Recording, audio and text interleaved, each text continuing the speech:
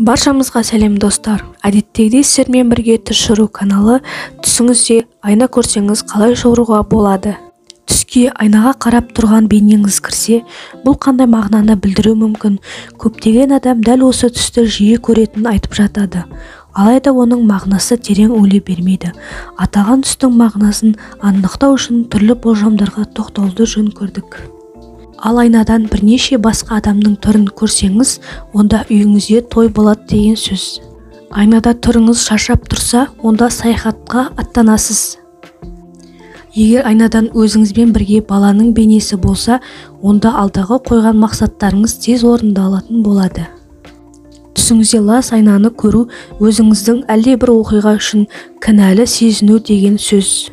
Ал түсіңізде айнаға қарағаныңызда сіздің бейнеңіздің орнына жануардың бейнесі көрінсе, онда сізді тосын сый күтіп тұр деген сөз. Айнадан өзіңізге қол бұлғап тұру жас жігіт немесе әдемі арумен романтикалық кешке барасыз деген сөз. Түсіңізде өзіңіздің айнадан әдемі әрі жас кейпіңізді көру бақытты болудың белгісі. Ал айнаның алдында көп тұрып, оған үңіліп қарасаңыз, ақылды адамның кеңесін аласыз деген сөз. Өзіңіздің орнына басқа адамның түрін көру қиындықтардың жеңудің белгісі. Айнаға қарап, алайда бетіңізді көре алмай тұрсаңыз, үлкен махаббаттың белгісі.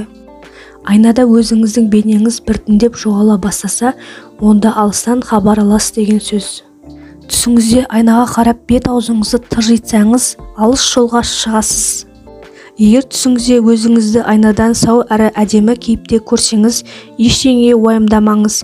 Әрине, қандай да бір өзгерістер орын алуы мүмкін, алайда ол сіздің өміріңізге ешқандай қиындықтар туғызбайтын болады.